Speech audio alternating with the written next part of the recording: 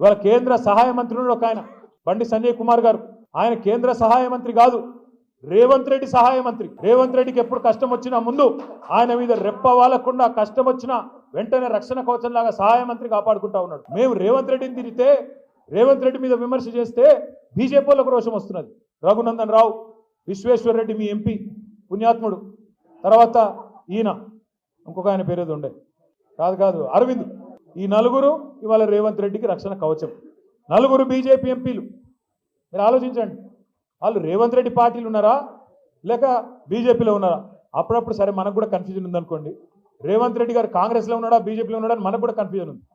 ఎందుకంటే మీరు చూడండి జాగ్రత్తగా, పైన రాహుల్ గాంధీ పాపం ఆయన అమాయకుడు, ఆయనకేం తెలియదు, ఏం రాసిస్తే చదువుతాడు ఆయన పాపం. ఆయన లీడర్ కాదు, రీడర్. ఎక్కడ పోయి ఏ పేపర్ మీద ఏది రాస్తే తెల్ల పేపర్ పట్టుకొని బడబడ చదివేసి వెళ్ళిపోతాడు. ఆయన పోతాడు, నిన్న మాట్లాడుతున్నాడు మహారాష్ట్రలో రాహుల్ గాంధీ.